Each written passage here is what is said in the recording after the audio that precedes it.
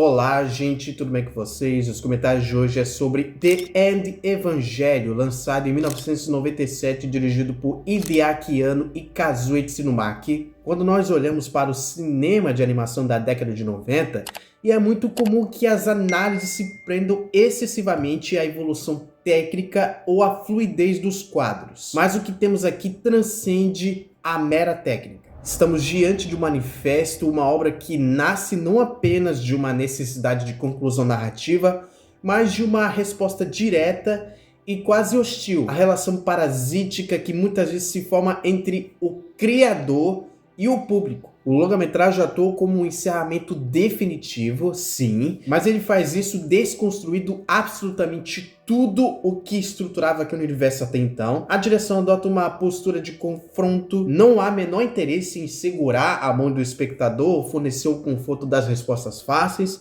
Pelo contrário, a escolha de decupagem e a montagem na primeira metade do filme cria uma atmosfera de urgência e pessimismo. A câmera passeia por cenários de destruição tática e burocrática com a mesma frieza com que examina o colapso psicológico de seus protagonistas, e note como a direção utiliza o silêncio. Há longos planos estáticos que obrigam o espectador a encarar a imobilidade e a depressão apenas para, no corte seguinte, explodiu uma cacofonia de violência gráfica e desespero. E aí precisamos falar sobre a linguagem do filme, que é onde a genialidade da direção se consolida. Nós temos uma transição fantástica, tá? De um cinema de ação militar e ficção científica hiperrealista para um mergulho absoluto no surrealismo abstrato. O uso das cores é agressivo, os vermelhos saturados dominam a tela, não apenas como representação de sangue ou perigo, mas como um elemento da opressão psicológica. A escala de escopo é algo que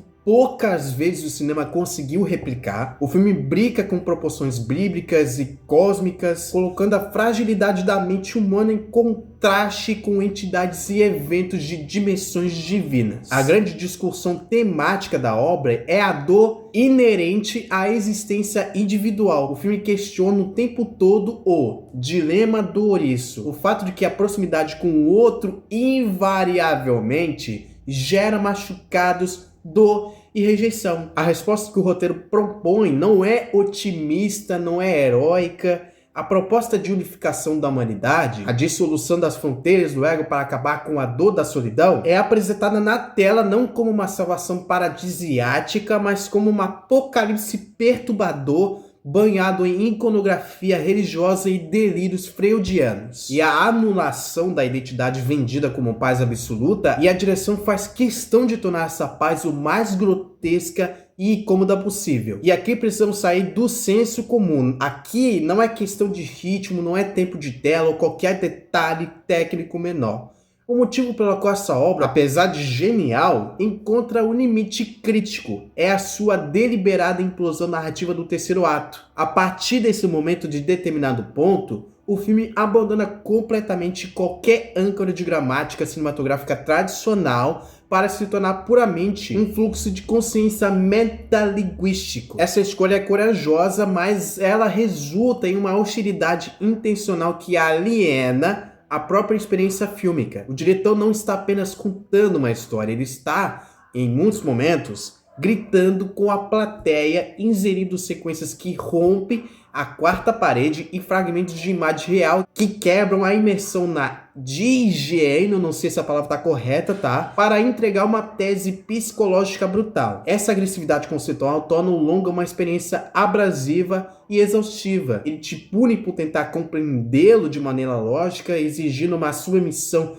emocional absoluta que, paradoxalmente, afasta o espectador no exato momento e quem deveria conectá-lo ao trauma final. É brilhante como catarse pessoal de seu criador, mas como uma obra fechada, essa abstração extrema gera uma barreira intransponível que compromete a coesão do impacto dramático. Ainda assim, é inegável o poder dessa obra, tá? É um dos estudos de personagem de depressão mais viscerais já colocadas em celuloide, disfarçado de ficção científica apocalíptica. É feio, é lindo, é depressivo de uma forma muito distorcida esperançoso sobre a capacidade de suportar a dor de estar vivo no mundo real. Para The End of Evangelho, nota 9.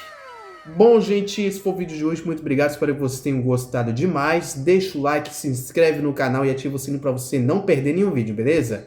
Então é isso, muito obrigado e até o próximo vídeo e valeu!